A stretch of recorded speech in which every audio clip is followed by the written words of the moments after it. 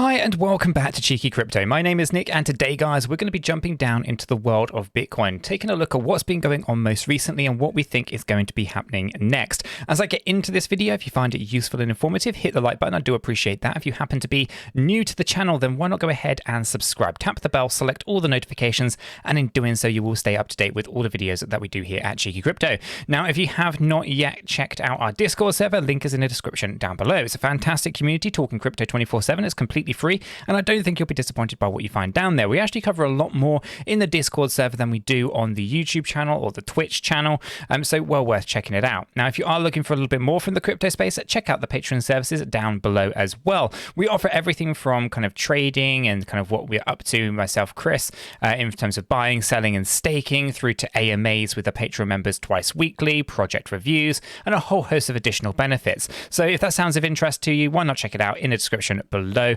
And there's obviously a lot of different promotional links down there that you can take advantage of as well. Everything from Bybit to BitGet to Nexo to Ledger.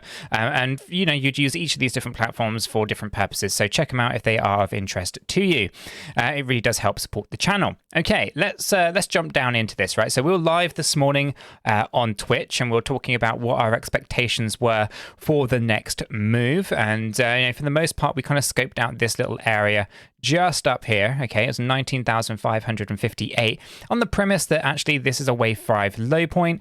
We had this up here liquidating all the short positions yesterday, pulled back down into the B wave, and we're looking for the C wave up here. And we have just wicked up into that range and taken that zone out. So we can argue now that maybe we've got a little bit more volatility just within this little range until we get reversal there. But essentially it looks like this is going to be the turning point at the point of recording for the next move down. Now the next move down is going to be a bit of a catalyst. It's going to be pretty big. And now I'm recording this video at pretty much or just before 1 p.m. UK time. Okay, now we'll have the US markets opening soon, and they're going to dictate what happens next. Okay, so we had this move upwards. My expectations are that the markets are going to open over in the US, and the market is going to crash and take Bitcoin down lower.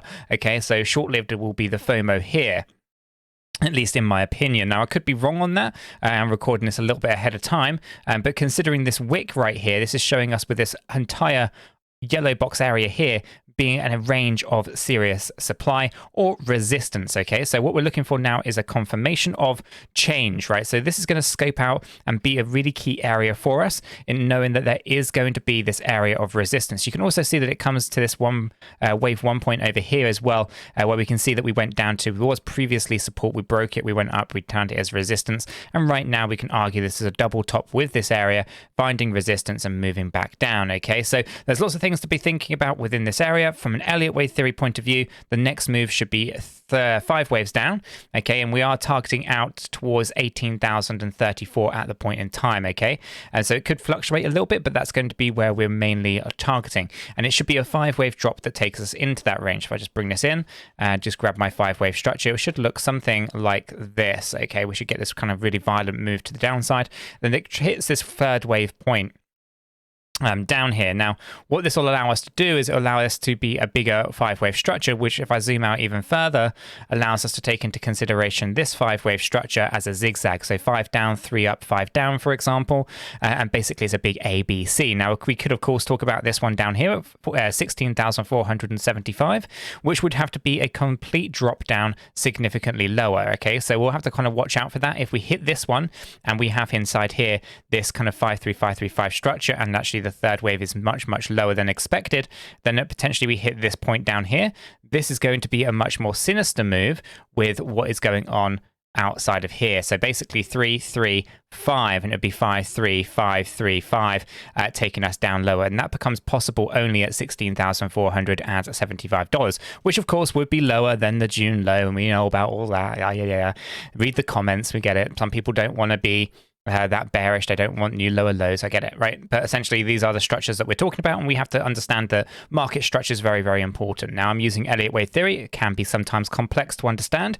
Sometimes it's really simplistic, right? In this particular example here, it's actually really, really simple at the moment. It's gone 5 waves down. It's gone 3 waves up. We go 5 waves down. And, you know, we can speculate as to whether or not we hit some of those milestones on the way down that make it a lot more sinister. But for now, we should be thinking it's just ABC, it's just a zigzag, and you can Google zigzag patterns if you want to know more about it and understand the rules of it and all that kind of good stuff. So for now, this is kind of what we're looking at. This wick seems to be the area of resistance, and I think the US market opening could basically take this down into our wave one, but we're waiting for confirmation. And in terms of confirmation, what we're looking for here is a couple of things, okay? We're going to get rejected from this area. That would be my expectation first, and ideally we would want to see this on the hourly chart as a bearish engulfing candle, okay? And then we want to come back and we want to retest this and then get rejected. That's going to be our confirmation where we can then go down, okay? That's going to be what I'm looking for here, just trying to stack things up in our favor and understanding where things are. But this is definitely our supply zone. This is definitely an area that we want to be concerned with. It's either a B wave or a wave two. It's entirely up to you how we will look at that.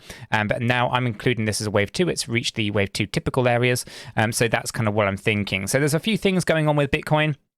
We obviously do go in a lot more detail on the live stream, so I'll link that in the description below if you're interested in knowing a little bit more about what's going on, outside of just the charts. There's a whole host of things that are going on chain metrics, wallets and inflows and outflows and all that kind of stuff, right? We cover that on the stream, so if that's of interest, I'll link it in the description below for you guys. But for the most part, this is actually a reasonably brief update on Bitcoin. We've hit our C wave target high point, and we're waiting for confirmation of reversal so that we can go down lower. Now, from our stochastic RSI, we're overbought just barely on our hourly chart, so I'm not thinking this is going to happen instantaneously. Probably by the time this video goes out, we might slowly be getting somewhere, maybe afterwards. And I could, of course, be wrong, and maybe we've got to come up to the higher ranges of here and just extend that C wave. The US market might take it a little bit higher. That's also possible. But I am aware that we're overbought on the 1 hour chart. We're overbought on the 4 hour chart, as indicated from the Cheeky Crypto SRSI indicator over here on the right-hand side. The 8 hour and the daily, not so much. We can check those out though. Here we can see that we're almost overbought on the 8 hour, and the daily, if it loads up, is actually just here. We can basically just pull this back down, and that's not too bad. So for the most part, I'm not seeing anything overly bullish at this particular point in time. Instead, all I'm seeing here is momentum running out and resistance being found at the top of a C wave movement ahead of a 5 wave drop. So everything's looking super bearish in my eyes at the moment, but I'm going to be keeping a close eye on it to see whether or not we get confirmation of reversal around here and we start to talk about shorting the market down a little bit lower. If you are interested in more, then check out the Patreon services in the description below. Other than that, guys, I think I'm going to leave it right there. There isn't too much more to talk about, just waiting on what happens next here with BTC. If you found it useful and informative, hit the like button. Do appreciate that. And if you happen to be new to the channel, go ahead and subscribe, and don't forget to check out the Twitch as well. And the Discord is absolutely popping, so check that out in the description below. Guys, until the next one, have a fantastic day.